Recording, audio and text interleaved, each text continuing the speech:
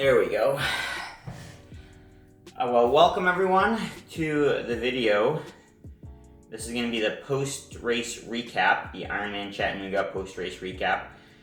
I'm sorry it's taking so long to get out, but if you guys watched the Ironman Chattanooga race video, you'd have seen that my computer actually broke, and so I can't edit on my dad's computer, the computer I've been using, and so that's why it's taken so long, because Apple has taken this long to fix everything. But yeah, so that's why it's taking so long. But today I posted a poll on, or not a poll, a question thing on Instagram, and I'm just gonna run through all the questions you guys had on the race. I took a bunch of screenshots, so I'm gonna go through that. I'm not gonna do a race recap first, I think, just because a lot of what I would say during the race recap would be answered in the questions. But if there is anything that I think of while I'm answering the questions, I will make sure to talk about it. First off, though, I will show or put up on screen the results so you guys can all see my times and whatnot. So my overall time was 8 hours, 36 minutes, and 30 seconds, which is a PR, but it's with a little asterisk because there's a downriver swim. Speaking of the swim, so I was first place in my age group and second place overall without the pros. So if you take out the pro field, I would have been second overall and first in the age group. So moving on to the swim, 47-minute swim with the downriver current. It was swim skin, so no wetsuit, and that put me 7th in my age group, which is still the fastest or the most competitive I've ever been in a swim. So if you look at it that way, I'm really happy with it. Felt great. It was the easiest swim I've ever swum. There was a few times where I swear I could have been like backstroking. I was watching the Ironman World Champs yesterday, and yeah, I felt like Lucy Charles out there. Anyway, I also felt like her on the run. But yeah, 47-minute swim. That's a 113 per 100 meters, which is a lot, like 107 per 100 yards. Then the bike had the fastest in the age group and fastest overall without the pros, so fastest age grouper. 4 hours, 23 minutes, and 48 seconds. Average speed was, Ironman says 24.49, but I'm pretty sure on my bike computer I had 25.6, so I'm not sure where they got that. And then the run, I don't know how I managed the second fastest in my age group.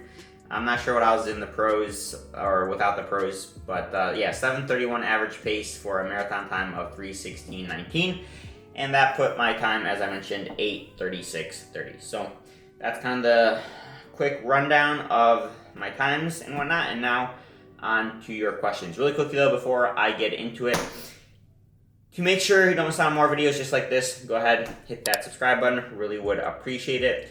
Like I mentioned a few times, I'm going to be racing Marbella 70.3 World Champs coming up here shortly. Very excited for that.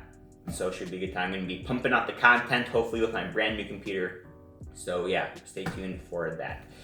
Anyways, first up, we're going to go just run through these questions.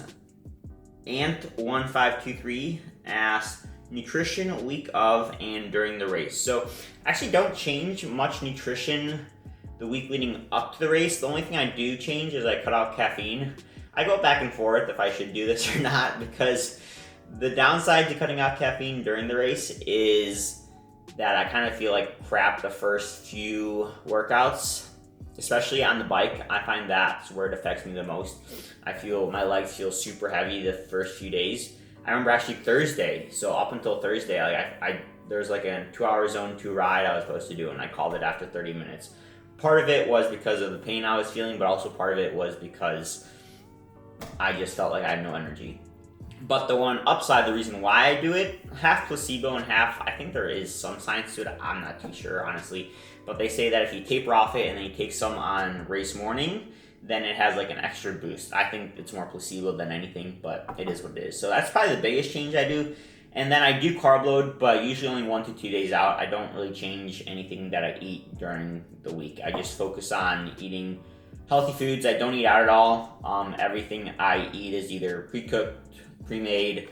I warm up in the microwave. I make sure every hotel I go to before a race has a microwave in there. I never go out. I just heard too many horror stories of people getting food poisoning. And I've actually had food poisoning before race too. Laying in the bed the night before a race, puking your guts out is not how you want to spend the pre-race night. So those are the biggest changes I made, not going out and cutting out caffeine. And then like I mentioned, I do carb load 1 to 2 days before the race. Someone asked, how do you, Omer11, how do you recover post-race? Did my first 70.3 Augusta on my weekend and my legs are dead. I sleep and I eat lots of protein. That's the biggest thing you can do. Yeah, just take it easy. I usually don't run until like the Thursday or Friday after an Ironman. I do like to hop on the bike relatively soon, hop in the pool, not because I'm scared of like losing fitness or anything like that, but just to keep moving. I go on a bunch of walks, love walking, just to get the body moving. I find that helps a lot with soreness. Mike asks, at what point did you think this must be what Mike feels like every session? Actually didn't even think about that, but yeah, hopefully you don't feel like I felt like on the run, because that was not good. He asked another question, but I'm not going to answer that one. BM Walker 28, Bryce, my good friend Bryce, he asked fueling strategy and how you practice that in training leading up to the race. So this was one of the key points that I actually really wanted to nail. Honestly, more than almost the primary goal of this race was to qualify for Kona, which we achieved. The second goal was to nail my nutrition, because up until this point, I don't really feel like I've had a race where I have nailed my nutrition. But Chattanooga, I think I executed it perfectly. So I run through this in the race video itself, but morning of, I don't really track too much the carbs. I kind of just eat till I'm satisfied. I usually have, I think I had a package of pre-cooked, the coconut jasmine variety of rice. I love that stuff. It's kind of sweet. And then I chop in banana, some Nutella, a little bit. I don't chop in Nutella. I spread in some Nutella, drizzle some honey on there, and sometimes I put that into a tortilla, and then I have like myself a breakfast burrito, and then I'll use that like a protein shake or something like that. And then I also have 1 to 2 energy drinks depending on how I'm feeling. And then so that's kind of my breakfast. I have about 3 hours before the race, and then I'll take like a packet of some type of like chews, like gummy bears or like Cliff Blocks, something like that, to munch on, or a bar. Leading up, like when I'm setting up transition or whatnot. And then I also have a bottle of water with 1 scoop of raw fuel and 1 scoop of raw replenish, which puts me at 1,300 milligrams of sodium and 25 grams of carbs. Speaking of which, if you want to try out raw, want to save some money, you can use my discount code NVDM. Helps me out a lot. Really do appreciate it. So that's what I had leading up to the race. Gun goes off. Didn't have anything during the swim. Bike, pretty sure, or in T1, I'm pretty sure I had a bottle of water with 25 grams of carbs, the same thing, and 1 scoop of replenish, down that. And then on the bike, I had 4 bottles, each of which had the exact same thing in there.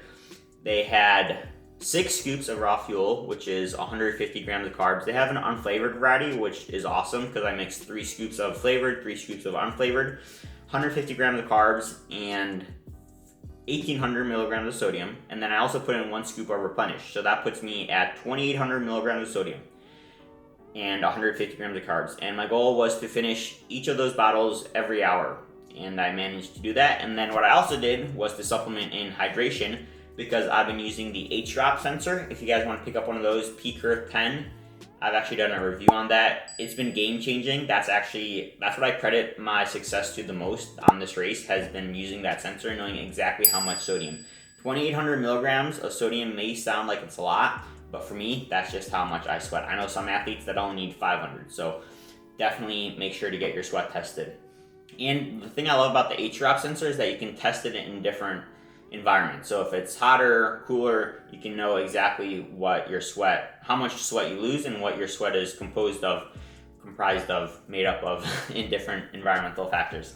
So anyway, back to the race. Like I mentioned, 2,800 milligrams sodium, 150 grams of carbs, and then I would also try to get in some plain water on the course. So I'm pretty sure I went through all 4 of those bottles, so that I had 2 1-liter bottles on the back, and then I had a 650 and a 650 bottle. And then I also had another 1-liter bottle up front. So you can do all the math for that.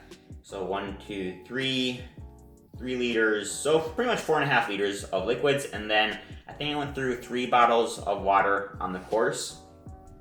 And then in 2 of the bottles, I also had 200 milligrams of caffeine through the Crystal Light packets. And then what I didn't realize, you guys know those SIS nootropics gels? I just thought they had nootropics. I don't realize, and I don't really know what nootropics are. I thought they just made you focus more. They also have 200 milligrams of caffeine in there, and I had one of those on the bike as well. So I ended up having 600 milligrams of caffeine in the span of about 4.5 hours. Yeah, definitely a bit more than I planned. I didn't plan for that extra 200 milligrams, but thankfully, yeah, I'm used to that. So didn't do too much issues. Anyway, like I said, got through all the bottles, so 150, 600 grams of carbs, and at least one of those SIS gels, so that's 40 grams. And I think maybe one more gel. Yes, I did have one more Morton gel on course, so another 60 grams. So 660 grams in pretty much 4.5 hours. Pretty stoked that I was able to get everything down, and I definitely felt a little full coming off the bike, but nothing like, it didn't impact my run at all. And I was still able to nail my, or not necessarily nail my run nutrition, but I was able to get some nutrition down on the run. Speaking of which, moving on to the run, I had another one of those same bottles in T2. Started the run, and the run, I have a rough estimate of wanting to get down, but honestly, I don't even remember too much. I started taking some gels, and then by the end, I kind of fell off. What I do remember, though, is at mile 22 or 23, I also backed off on the sodium a bit, because by then my legs were hurting quite a bit. But by mile 22 or 23, my right hammy was starting to cramp. I actually felt exactly like Christian Blumenfeld did in the Ironman World Champs, like literally the exact same spot. I was like, oh boy. Because I know I was in first and I know I had a good lead, but if you start walking with 3 miles left, man, it doesn't matter how big of a lead you have, you're going to lose it. But luckily I had one packet of the right stuff, which has like 1,800 milligrams of sodium. I took one of those. Within 30 seconds, the cramp was gone, and I was able to finish it off. So yeah, that was my kind of nutrition plan during the race. And then how I practiced it, pretty much I did, 1 week out of the race, I did do 150 grams of carbs per hour in my last kind of big hard bike workout, and my gut handled it fine. And in key workouts leading up to the race, I've been doing between 100 and 120, so I already knew I could do that. And then I also did some gut training, so taking a large amount of liquids on at one time with some higher sodium concentration. That's kind of the primary training, gut training I've been doing for this race. Next question, Tian Funre. New bike for Kona 26. Yes, I'll leave it at that. Drew Messick asks, what were the watts on the bike? So I hit 250 and 260 normalized on the bike. Pretty happy with that. I did fall off a little at the end, but nothing crazy. I think I was there's a 3-loop bike course, and I think I was like literally like 260, 250, 240 each of the laps. So felt pretty strong, and it's actually 3 watts higher than what I did at Ironman Texas. And on a much hillier course, so it's harder to hold power going up and down. So pretty stoked with that. Now, what was the next question? Carbs per hour, already answered that. 150 grams of carbs per hour on the bike. Run, if I had to estimate, I was a bit higher at the start. I think I took around like 80 in the first hour, and then I maybe like 60 and 60. I just fell off at the end there. Carb load timing meals tips. So they say between 6 to 8 grams per pound of body weight you want to hit 1 to 2 days before the race. But obviously, what I tell all my athletes, I am a coach. If you guys are looking for a coach, my email is in the description box below. What I kind of tell my athletes is don't stress about it too much. Carb loading will help, but I've actually seen it have a negative impact more than a positive impact when some athletes really try to focus on it and they try to get in as many carbs as possible, and they're not used to it. They haven't practiced it before, and they just overeat, and then they wake up the next morning, race morning, feeling just super bloated and like sick to their stomach. So what I try to tell my athletes is don't worry too much about the exact number. Just try to eat more carbs than usual and try to eat till you're full. And then once you're full, then stop. Don't try to push it. Don't try to go to the extremes, because that's just gonna leave you in a worse place than you started. Ian Weaver asked, best, funniest sign you saw? Honestly, I don't even remember. Like I said, I'm filming this like 2 weeks after the race, so yeah. The Coach McKenna, my great friend Nolan, who's actually running a 50 miler here soon. What's your gauge for if you overbike. Could you slow down on the bike and make it up on the run? Yes, of course. You could bike at 150 watts and then run, much faster on the run. But this is a triathlon and not a running race. The way I try to gauge it is honestly by heart rate. 150. My average heart rate for the bike was around 150 watts or 150 beats per minute, and I average around, like I said, 250, which with an FTP of 315, that's right in the spot of an Ironman bike course. So I don't think my legs fell off on the run because I overbiked it. I think I biked it fine. I think my issue was more with the miles leading up into the training, running a lot on treadmills and the prairie path instead of pavement, and then also just not having the volume. I had to take 2 weeks completely off of running leading up to the race, and then the last few weeks I was at like 30 to 40 miles a week. So I think that's the biggest factor, and not necessarily overbiking. I think to gauge if you overbiked it or not, you would, if you're pushing 70.3 power in an Ironman, then you definitely overbiked it. How long did it take to plan a fueling strategy? Asked Ben Turkle. I've been doing Ironmans for about 3 or 4 years now. And I'm still refining it. So every Ironman you learn something new and you tweak things until you find something that works. But I think, like I mentioned, I finally found something that works, or it worked at this race. So now you just have to adjust little things here and there depending on how hot or cool it is, and we can roll with that. What's your race day uniform? Asked Escobedo. My race day uniform is the NVDM tri kit, the team I race for, so I use that. Fueling strategy, already answered that. And what was the hardest part? The hardest part, as always, is the last few miles of the run. I've told a few friends this. It's one of those things where, like, you're at mile 20 and you're running 8-minute pace. So you look at your watch, you're like, oh, 8 times 6, that's 48 minutes left. So I got 48 minutes. And then you run another mile, so you have 5 miles left. But now instead of running 8-minute pace, you're running 9-minute pace, 9 times 5. So now, even though you ran 8 minutes, you should have 40 minutes left. You have 45 minutes left because you're running slower. It just keeps going like that. So that's definitely the hardest part, the mental mind tricks you have to do to get yourself to that finish line when you just keep running slower and slower and slower. That was from the runner 1621. Great guy. Next question. Mitch Poole asked, not a race specific, but need a review of the raw gels. Yes, the raw gels have come out by now, or hopefully they have come out. What I compare them to, it's a mix between Morton gels and the Carbs Fuel gels, which I actually also used. I did have one of those actually, so I had one of the sodium ones on the run, I think. So if you guys like those, they kind of have a neutral flavor. They're not quite as gelatinous as the Morton gels, but they're not quite as thick as the Carbs Fuel gels. So kind of like a mix between those, and they go down super easy. So if you guys want to try them out, like I mentioned, discount code NVDM, link will be in the bio. Kona goals yet? Umekeable. So last year we were able to finish the race. This year, or next year, I guess, 2026, we're going to try to not walk the marathon. That's the goal for Kona goal. And nil nutrition. I would like a Umekeable, though. That would be nice. I wouldn't turn that down. At what point in the day did you realize things were clicking, if ever? I think coming off the bike without cramping. As soon as I took a few steps, started my run, and I didn't cramp. I didn't even look at my pace too much either. I just kind of went off of heart rate, tried to hold 150 heart rate for as long as I could. As soon as I saw it go above 150, I backed down. As soon as I saw it go below 145, tried to pick it up a bit. And yeah, so I think within the first 10K of the run, I knew that, okay, we're having a great day out here today. Just kind of run my own race and don't worry about what anyone else is doing. Highs, that was from 714 Endurance. G. Weber asked highs and lows of the race. High's always the finish line. Seeing my coach, having my dad there, it's always great to see them, cheering them on, or having them cheer me on, and then also seeing some of my athletes out on course, seeing them finish. That's always super special, especially when it's their first time doing an Ironman.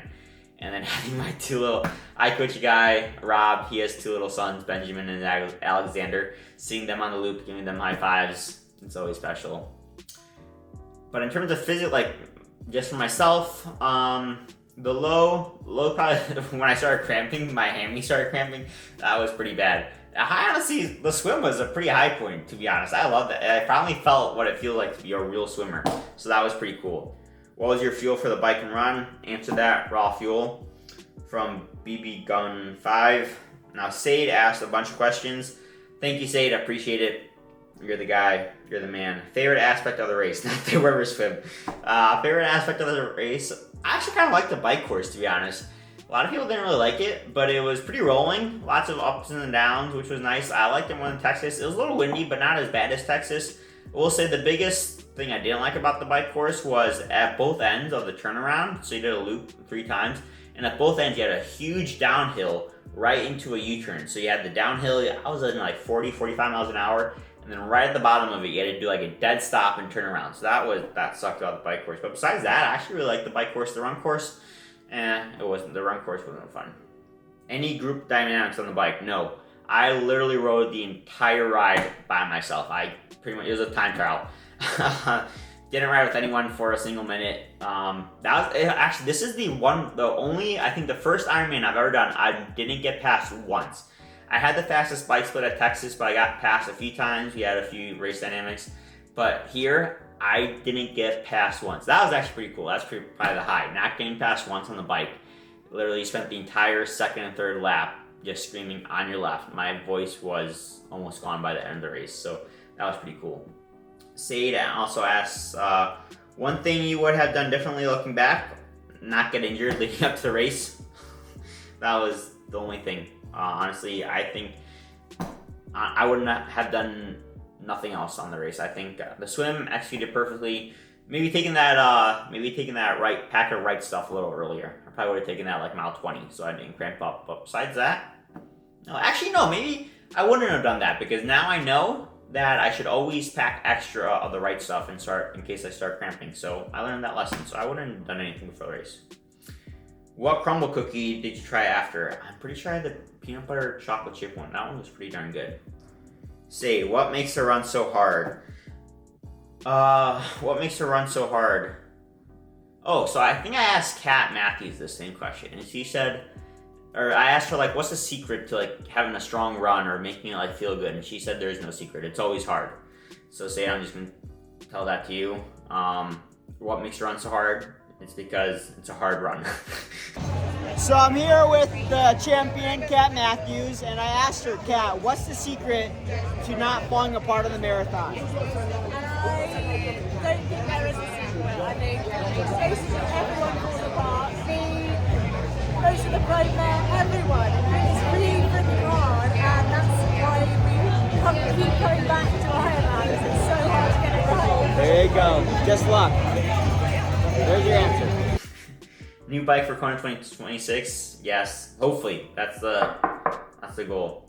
How does the current feel during swim? Actually, so this was interesting. I was interested about this too because I knew it was going to be a downriver swim. But honestly, you didn't really feel the current pushing you. The only thing I felt was my hips were up, and when I was kicking, I could feel that I was kicking the top of the water. But besides that, it just kind of felt like, almost like you're swimming with fins, honestly. That's kind of what it felt like, but you couldn't feel the extra boost you get. It just felt like with your hips up. So yeah, that's kind of how it felt. I think those are all the questions. Huge thanks to everyone that asked me. If you guys are listening to this and have any more questions, feel free to drop them down below in the comments. I'll make sure to answer them. But besides that, yeah, good race. Like I said, Marbella is next. Then next race for 2026 is definitely going to be Texas. Really excited about that.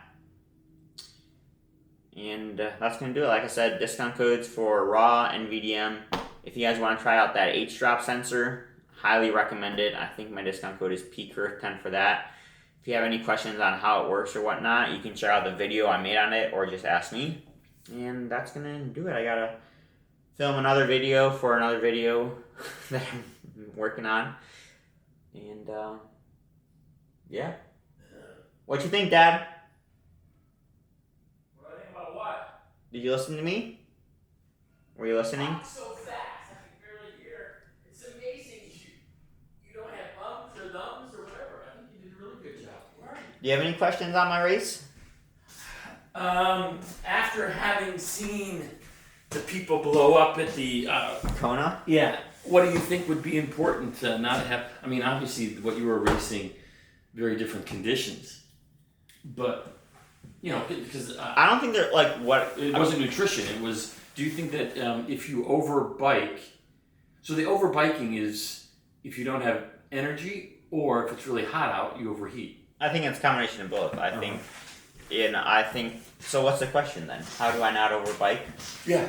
Well, I don't think I did overbike at Chattanooga. I think I biked to my abilities. What about your run then? My run, I think that has to do more with my run fitness than with my bike fitness. Do you really think that your run fit, if you're in good bike fitness shape? Well, there's a reason why Good bikers aren't necessarily good runners. Exactly. I mean, yeah, it definitely but helps. If you take a look at somebody who's a good runner, Yeah. and so the people, I could have definitely, if I biked easier, so I already kind of answered this question, but I definitely could have biked easier and then ran faster. There's no question about that. But then the goal in an Ironman isn't to have the fastest run; it's to have the fastest swim, bike, and run.